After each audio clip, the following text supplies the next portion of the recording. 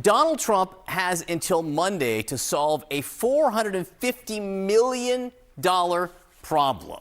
But how exactly did it get here, and how could it play out? CNN senior legal analyst and former federal and state prosecutor Ellie Honig is right here with us. Well, what are we talking about? Where did this start? Where does this dollar figure come from? Yeah, John, so let's go back to the beginning. This case is the civil lawsuit filed by the New York State Attorney General Letitia James against Donald Trump and his companies, alleging, and now having proved, that they overinflated their assets and then used that in order to get loans from banks. Now, the judge returned a verdict for Donald Trump. The verdict was in the amount of $355 million plus interest. You somehow did the math and backed it out, is what gets us to that $450+ million.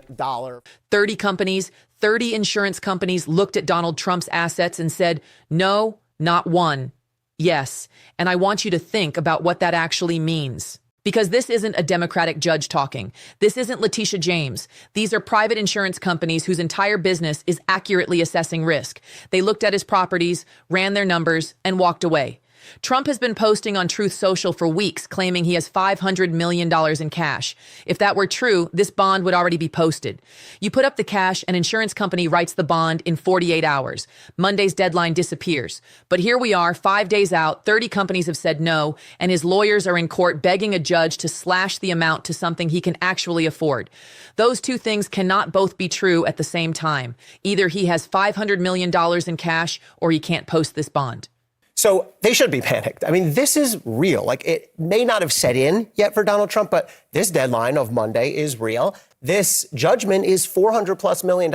And what's going to happen on Monday if Trump cannot post a bond is Letitia James has made very clear she will start the process of seizing his assets, of freezing, putting liens on his bank accounts, his real estate holdings. And that's going to be devastating for him. And there's no sort of shortcut here. That's what's going to happen if he doesn't come up with a bond. Pick one. Here's what the bond is. When you lose a civil case and want to appeal, the law doesn't let you just file the appeal and disappear while the other side waits. Letitia James won. She's entitled to collect. The bond stops her from collecting while Trump appeals. It's a guarantee that if he loses the appeal, the money will still be there. An insurance company stands behind that guarantee. But to get that guarantee, Trump has to put up collateral cash. Usually, real estate doesn't work for this. And Trump's wealth is almost entirely in real estate, buildings, golf courses, branded properties. You can't wire $450 million from a building.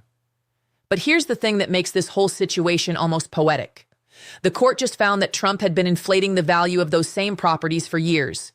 So when insurance companies looked at his real estate as collateral, they did the exact same math the court just did and reached the exact same conclusion. The scheme that worked for a decade is now collapsing on itself. Figure. Now, the Attorney General can start collecting on that as of Monday unless Donald Trump posts a bond with the court. Now, let's understand exactly what that means. There's sort of a two-step calculation going on here. First of all, a bonding company. Usually this is going to be a private company, an insurance company, or a bank.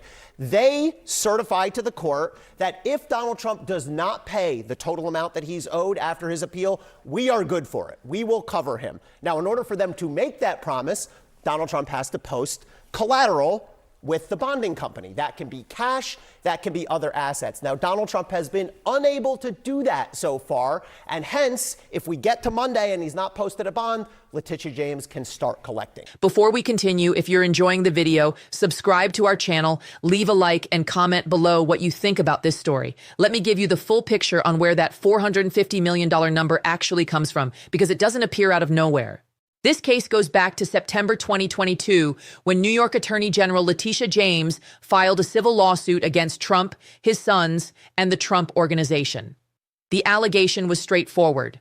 For over a decade, Trump had been submitting financial statements to banks and insurance companies, claiming his properties were worth dramatically more than they actually were. He used those inflated valuations to get better loan terms, lower insurance premiums, and more favorable business arrangements. He was, in plain language, lying to banks to get better deals. And under New York law, that's fraud. Now, normally in a situation like this, a person in Trump's position would secure a bond. He would put up some collateral, and then a third party would front the rest of the cost. Here's the thing. He can't get one. At least according to Trump's lawyers, they say he tried 30 different times to get a bond, and he was turned down each time. At one level, that's kind of surprising. I mean, Trump may significantly over-exaggerate his wealth, but he's not poor. He owns many valuable assets, including multiple expensive properties. Trump Tower, Mar-a-Lago, his own Doral Resort in Florida, a bunch of others. For any other businessman, those assets would function perfectly well as collateral. Now, Trump's lawyers spent the entire trial hammering one point. The banks got their money back. Nobody lost money. There are no victims. So what exactly is the problem here? And it sounds reasonable on the surface, but here's what they're missing.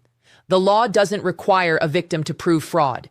If you lie to get a better deal, that's fraud, even if the other side never lost a dime. What the law comes after is the benefit you obtained through the lie. And that benefit calculated across a decade of fraudulent financial statements added up to $354 million. That's the disgorgement order. Give back what you gained through fraud. Add the 9% annual interest that runs automatically on New York civil judgments from the day they're entered. And by the time Monday arrives, you're north of $450 million. And the number is still growing by roughly $87,000 every single day. Now, I keep coming back to something. Trump spent years on national television hosting The Apprentice, built his entire political identity around being a financial genius worth billions, wrote The Art of the Deal. His whole brand is, I'm richer and smarter than everyone in the room. And now a court has found, after a full trial with documents and expert witnesses and testimony from his own executives, that the wealth was systematically inflated. The properties weren't worth what he said. The net worth figures were fabricated. And the market, not the court, the market has just confirmed it. Because if those properties were genuinely worth what Trump claimed on his financial statements, the insurance companies would have been delighted to take them as collateral. 30 of them weren't. The deadline to pay his judgment in the New York State civil fraud case is March 25th. That is next Monday. That means he has got less than a week to pony up the more than $450 million he owes in penalties plus interest for his fraudulent business practices. But of course, the problem is this is not any other businessman. This is Donald Trump, a notorious lifelong con man. No one with the wealth to front him the cash will do it because they know that somehow he will ultimately leave them holding the bag. This subtext was made explicit by Fox, of all places. Think about the Deutsche Bank angle for a moment because it matters. Deutsche Bank was Trump's primary lender for almost 20 years, the only major Western bank still willing to do business with him after his Atlantic City casino bankruptcies in the 90s wiped out his American banking relationships. Why did Deutsche keep lending? Because Trump kept showing them financial statements claiming his properties were worth enormous amounts. And Deutsche kept accepting those statements and extending credit. The moment Deutsche cut ties in January 2021, right after January 6th, Trump's access to major institutional lending essentially disappeared. The civil fraud case is the legal documentation of what Deutsche had been tolerating for 2 decades. And now those same inflated properties are being offered as bond collateral. And every institution in the market is saying what Deutsche should have said years ago. These numbers don't add up. What actually happens on Monday if the bond isn't posted? James starts the enforcement process. The court issues an execution order. Sheriffs serve that order on Trump's banks. Accounts get frozen up to $450 million on his New York properties. Liens get filed, making them effectively unassailable without first satisfying the judgment. It's not a single dramatic television moment. It's a legal mechanism that activates automatically once the clock runs out. No additional decision required from James. The deadline passes, the mechanism starts, the assets are in play. She's already done the preparation, registered the judgment in Westchester County where his Seven Springs estate sits. 212 acres that Trump claimed were worth hundreds of millions and that independent appraisers valued at a fraction of that. The question everyone keeps asking is whether James is bluffing. She's not. This is what she has been building towards since she filed this case in 2022. The question isn't whether she acts. The question is whether the appellate division steps in before Monday. If they do, the crisis gets deferred. If they don't, Monday morning changes everything. And right now, nobody knows which way it goes. But here's what we do know. A man who claims to be worth billions cannot find one insurance company willing to back him for $450 million. The math on his assets doesn't hold up to independent scrutiny. The fraud that inflated those assets for a decade is the same reason they're worthless as bond collateral. Now, the scheme worked for years. Banks trusted the numbers. Deals got done, and nobody looked too hard. Then Letitia James looked hard. Engoron looked hard. And 30 insurance companies looked hard, and they all found the same thing. Monday is coming. Let me put this $354 million figure in perspective, because I think people hear big numbers and their eyes glaze over. Trump's properties were overvalued on paper by anywhere from 7 to 22 times their actual market value.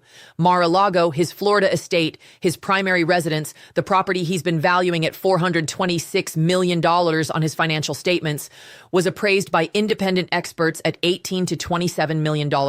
That's not a rounding error. That's not aggressive, but defensible valuation. He was claiming a property was worth 16 times what it was actually worth, and he was using that claim year after year to negotiate better loan terms and insurance rates. The banks that lent him money based on those numbers were working with fiction. They just didn't know it yet. And here's the thing about those banks. They want you to feel sorry for Trump because nobody lost money. The loans got repaid. The insurance premiums were paid. So where's the harm? The harm is that honest borrowers, businesses, and individuals who present accurate financial statements when they apply for loans pay higher rates than Trump did because they're not lying about their net worth. When you inflate your assets to get a better rate, you're not just committing fraud against the bank. You're tilting the playing field against every competitor who plays by the rules. That's why the law doesn't require a victim with a dollar loss. The fraud is in the lying. The disgorgement is the consequence.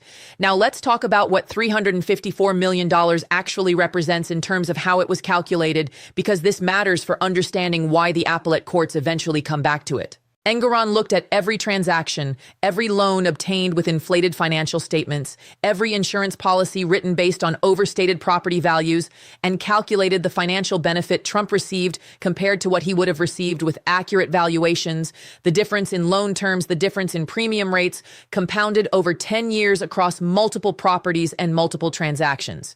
The math produced $354 million. That's what the fraud was worth to Trump. That's what the court ordered him to return. Trump's response was predictable. Total witch hunt, rigged judge, election interference, the whole playbook. And the line that his base heard and repeated was, "Nobody lost money. This is political persecution." But here's what's interesting. The appellate division, 5 judges, not one, ultimately agreed that the penalty was too large. They vacated the $354 million on Eighth Amendment excessive fines grounds in August 2025. But here's what they didn't do. They didn't say the fraud didn't happen. Every single one of those 5 judges, including the one who wanted to throw out the entire case, acknowledged that the trial record showed fraudulent conduct. The fraud is established. The debate now is only about how much it costs. That case is still going. The Court of Appeals will eventually weigh in. And while that plays out, the fraud finding sits on the legal record permanently. Back to this moment, though. This moment right here, 5 days from Monday, 30 companies having said no. There's a detail in how Honig explains the bond that I think gets overlooked. He says the bonding companies don't think he's good for it or they don't like the collateral he's putting up. That's 2 separate problems and both are significant. Don't think he's good for it means they've assessed the risk that Trump won't be able to pay the judgment if he loses on appeal, and they've decided that risk is unacceptably high for a man claiming $500 million in cash. That assessment is devastating. It means the market doesn't believe the $500 million claim, and don't like the collateral means his assets, the real estate, the golf courses, the branded properties, don't pass their due diligence. Post-Engoron, the bonding companies are looking at those properties and seeing what Engoron saw. Not $426 million, not the numbers on Trump's financial statements, the actual market values. And at actual market values, the collateral doesn't cover the bond. The bonding company's job is to make money. They charge a premium. They assess the risk. They either write the bond or they don't. When they walk away, they're not making a political statement. They're saying the math doesn't work. And 30 separate assessments from 30 separate companies, all reaching the same conclusion. That is the market's verdict on Donald Trump's claimed financial position. Not a court, not a Democrat, the market.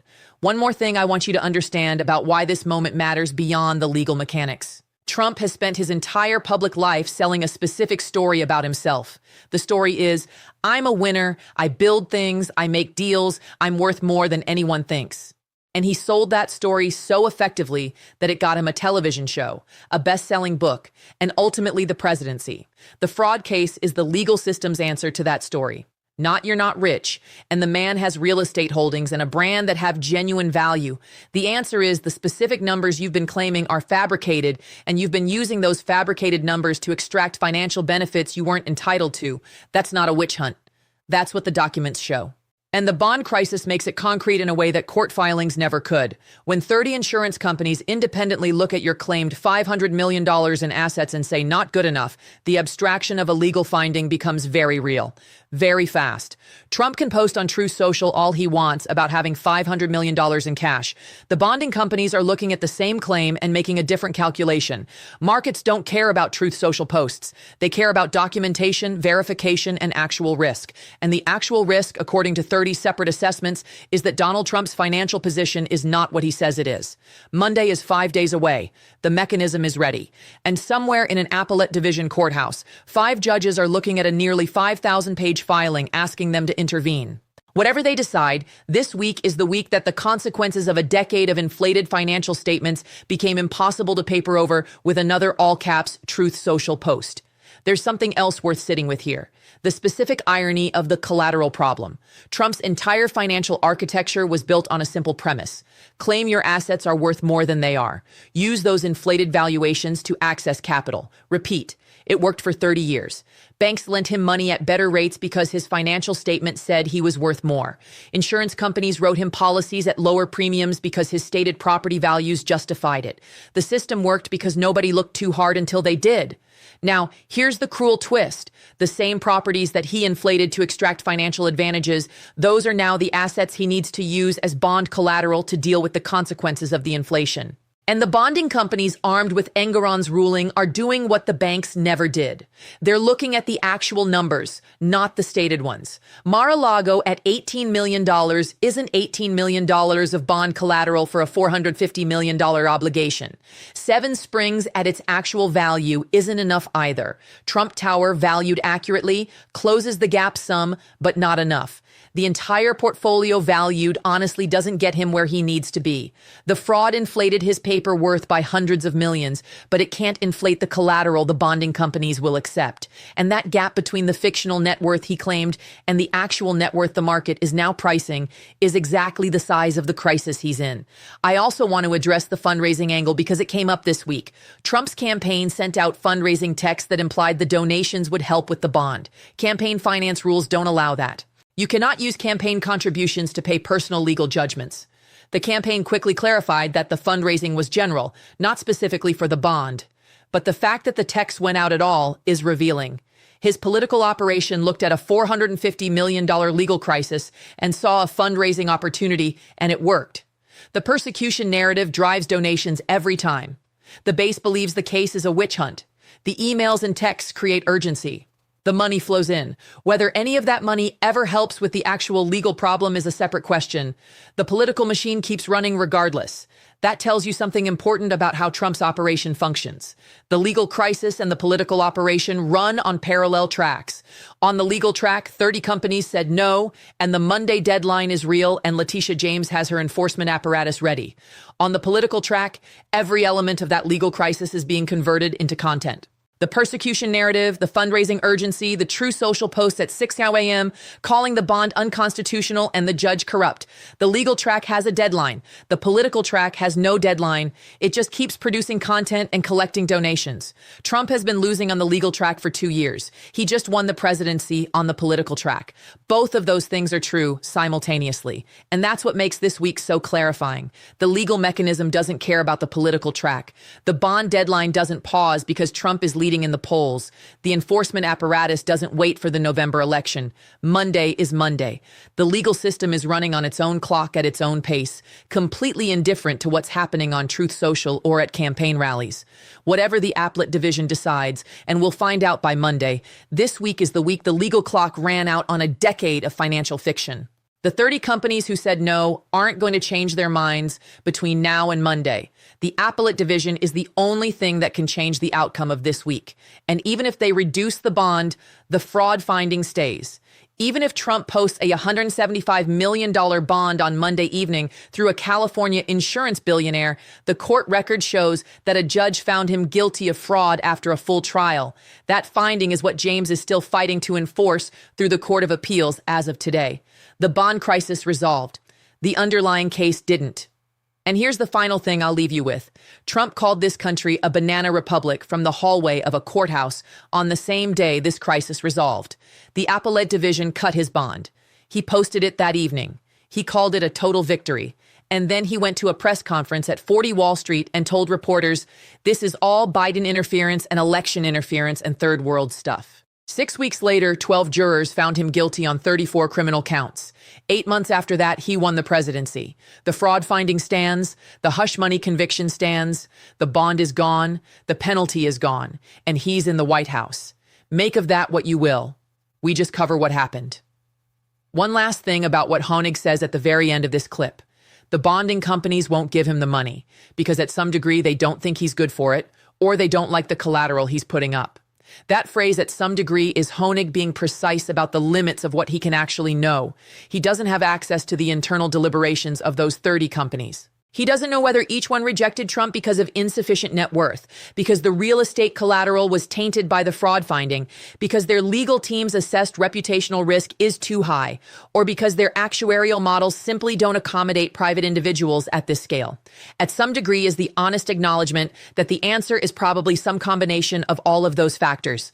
And that's the mark of a good analyst. Knowing what you know, being honest about what you're inferring, and being clear about the difference. The outcome is certain. 30 no's. The precise reasoning behind each no is inference. Honig states the outcome, acknowledges the inference, and lets the audience draw the conclusion, which is when 30 separate risk assessments all reach the same answer about whether Donald Trump is good for $450 million. That answer is telling you something. The broader context here, and I say this every time we cover this case, is that this isn't just a story about one man's legal problems. This is a story about what happens when the systems that are supposed to catch financial fraud finally catch it. The banks didn't catch it. Deutsche Bank lent him money for 20 years based on numbers that a court later found were fabricated. The insurance companies didn't catch it. They wrote policies based on asset values that were nowhere near reality. Nobody caught it until a state attorney general decided to look. And when she looked, she found exactly what she was looking for, not because she was on a witch hunt, because she looked at the documents and the documents said what they said. Now, the bonding companies are looking at the same documents and they're drawing the same conclusions. Monday is the day the legal systems clock meets the financial systems clock, and both of them are telling the same time. The fraud that inflated his assets for a decade is the same reason those assets can't cover his bond today. The scheme worked until the moment it was most needed. If you're enjoying the video, subscribe to the channel, leave a like, and comment below. 30 companies said his assets weren't good enough. Do you think the deadline should have been enforced in